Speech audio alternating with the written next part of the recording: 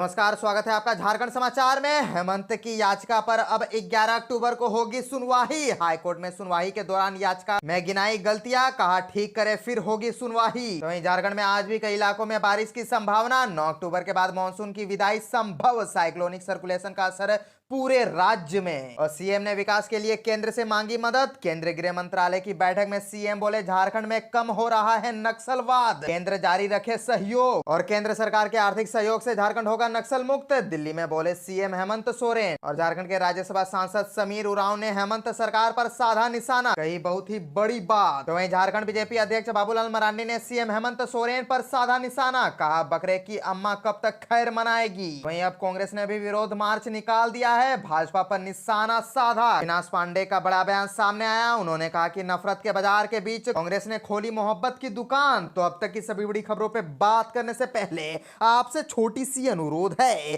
कि कृपया वीडियो को एक प्यारा सा लाइक अवश्य कर दीजिएगा, क्योंकि आपका एक लाइक करना ही हमारे मेहनत का फल होता है। तो शुरुआत करते हैं आज की पहली और बड़ी खबर से।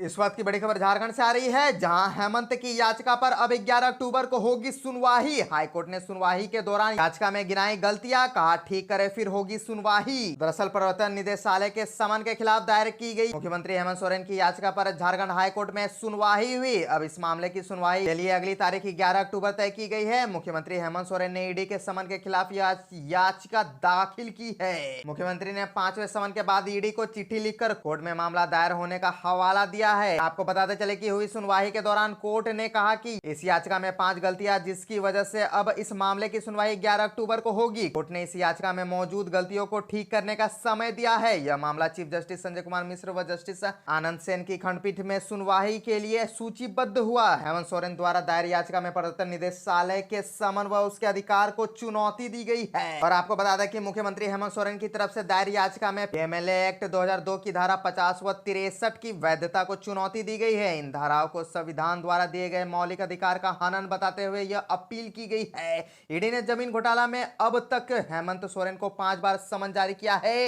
मुख्यमंत्री ने इस मामले में उन्हें परेशान करने का आरोप भी लगाया है। साथ ही इस मामले को राजनीतिक से प्रेरित भी बताया है। हेमंत सोरेन ईडी के समन के खिलाफ सुप्रीम कोर्ट पहुंचे थे, जहां कोर्ट ने उन्हें हाईकोर्ट का रुख करने का आदेश दिया, जिसके बाद हेमंत सोरेन ने यह याचिका दायर की है।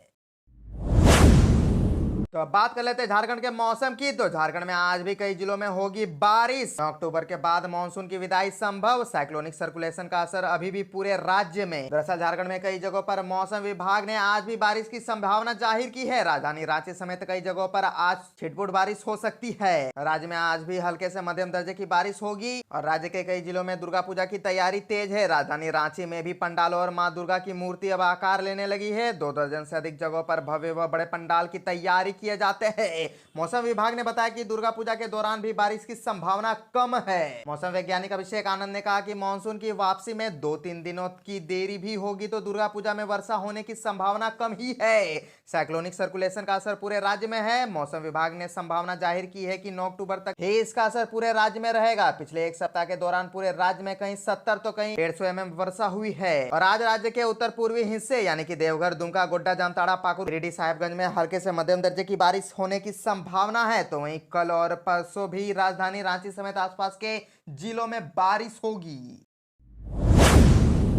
सीएम हेमंत सोरेन ने विकास के लिए केंद्र से मांगी मदद। केंद्रीय गृह मंत्रालय की बैठक में सीएम बोले झारखंड में कम हो रहा नक्सलवाद, केंद्र जारी रखे सहयोग। दरअसल मुख्यमंत्री हेमंत सोरेन दिल्ली में हुई केंद्रीय गृह मंत्री द्वारा आयोजित बैठक में शामिल हुए हैं। दिल्ली में हुई इस अहम बैठक में मुख्यमंत्री हेमंत सोरेन ने राज्य में नक्सलवाद की स्थिति, केंद्र के सहयोग और भविष्य की रणनीति पर अपनी बात रखी है। बैठक में मुख्यमंत्री हेमंत सोरेन ने कहा कि झारखंड में नक्सलवाद कम हुआ है, यह अपनी जड़ें दोबारा मजबूत ना करे, इसके लिए जरूरी है कि केंद्रीय अर्धसैनिक बलों की प्रतिनियुक्ति जारी रखी जाए। राज्य में प्रतिनियुक्ति आईजी सीआरपीएफ का कार्यालय कम से कम 3 साल और रखा जाए। राज्य में नक्सल विरोधी अभियान तेज है। इस बैठक में मुख्यमंत्री हेमंत सोरेन ने कहा कि बूढ़ा पहाड़ का जिक्र करते हुए बताया कि कैसे एक वक्त यह इलाका राज्य सरकार प्रशासन की पहुंच से दूर था। अब इस इलाके में नक्सल पूरी तरह से खत्म कर दिया गया है। यहाँ पुलिस कैंप की स्थापना की गई है। इस बैठक में मुख्यमंत्री ने केंद्र के सहयोग के लिए भी आभार जताया। 12 अक्टूबर 2022 को जिला प्रशासन द्वारा बूढ़ा पहाड़ पहाड़ में आपकी योजना आपकी सरकार आपके द्वार कार्यक्रम का आयोजन किया गया था। तो वहीं 27 जनवरी 2023 को मैंने बूढ़ा पहाड़ जाकर ग्रामीणों से बातचीत की। वहां के छत पंचायत में विकास कार्य प्रारंभ कर दिया गया है। हम उस क्षेत्र में विकास करने की योजनाओं का लाभ दे रहे हैं। मुख्यमंत्री हेमंत सोरेन ने इस बैठक में केंद्रीय योजनाओं पर भी चर्चा की। उन्होंने कहा कि प्रधानमंत्री आवास योजना में अभी भी 8 लाख सुयोग्य लाभुक इस योजना के लाभ से वंचित होने के लिए मजबूर हैं। अनुरोध के बाद भी सकारात्मक निर्णय नहीं लिया जा रहा है। आग्रह है कि झारखंड के इन 8 लाख लाभुकों को उनका हक दिलाए। डीएमएफटी की राशि खर्च करने के निमित्त भारत सरकार मार्ग निर्देशिका में परिवर्तन करने जा रही है। इससे झारखंड को व्यवहारिक परेशानियों का सामना करना पड़ रहा है। झारखंड के सीएम ने कहा आदिवासी हूं इसीलिए निशाने पर हूं। आप नेता संजय सिंह की गिरफ्तारी पर बोले हेमंत, कतार में हमारी भी चर्चा। वहीं झारखंड बीजेपी अध्यक्ष बाबूलाल मरांडी सीएम हेमंत सोरेन पर निशाना साधा है। कहा बकरे की अम्मा कब तक खैर मनाएगी। दरअसल प्रदेश भाजपा अध्यक्ष बाबूलाल मरांडी ने एक्स पर पोस्ट कर मुख्यमंत्री हेमंत सोरेन पर निशाना साधा है। उन्होंने कहा कि कितना झूठ पर झूठ बोलिएगा और आदिवासी होने का राग अलाप कर देश के कानून से कितने दिन बचकर भागिएगा। आखिर बकरे की अम्मा कब तक खैर मनाएगी। बाबूलाल मरांडी ने कहा कि आपने तो आदिवासी का रोना रोकर आदिवासियों और झारखंड को इतना लूटा कि देश दुनिया में आदिवासियों की भारी बदनामी हो रही है। आपके और आपके परिवार की 108 घोषित के अलावा जो नामी बेनामी संपत्ति और अगर आपकी नहीं है तो समारोह आयोजित कर उसे गरीबों में बांटकर इतिहास पुरुष बन जाइए। तो वहीं झारखंड के राज्यसभा सांसद समीर उरांव ने हेमंत सरकार पर जमकर निशाना साधा है। उन्होंने कहा कि प्रदेश के मुख्यमंत्री आदिवासियों की पहचान ही अलग करने में जुटे हैं। जो आदिवासियों के संघर्ष करने की पहचान है उससे अलग पहचान देने में मुख्यमंत्री लगे हुए हैं। दरअसल बीजेपी मुख्यालय में अनुसूचित जनजाति मोर्चा के राष्ट्रीय अध्यक्ष व राज्यसभा सांसद समीर उरांव ने प्रेस वार्ता में हेमंत सरकार पर जमकर निशाना साधा। मीडिया से मुखातिब होते हुए वह कहते हैं झारखंड प्रदेश के अंदर बहुत से मुद्दों पर सरकार जनता को भ्रमित कर रही है। प्रदेश के मुख्यमंत्री आदिवासियों की पहचान ही अलग करने में जुटे हैं। जो आदिवासियों के संघर्ष करने की पहचान है उसे अलग पहचान देने में मुख्यमंत्री जी के लगे हुए हैं। सोरेन परिवार अपने अनुसार आदिवासियों को गढ़ रहे हैं। ये लोग झारखंड आंदोलन के नाम पर झारखंड आंदोलन को भी बेचने का काम इस परिवार ने किया है।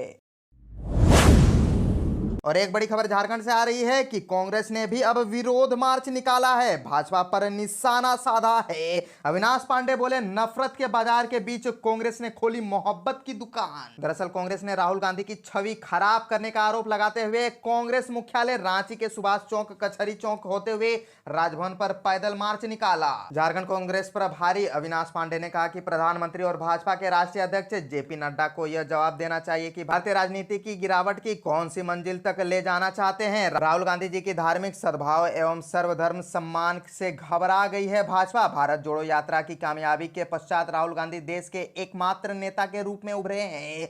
देश में भाजपा के नफरत के बाजार के बीच उन्होंने जो मोहब्बत की दुकान खोली है उससे भाजपा बेचैन होकर इस तरह की निंदनीय काम कर रही है। तो इसका माकूल जवाब 2024 में देश की जनता भाजपा को देने का काम करेगी।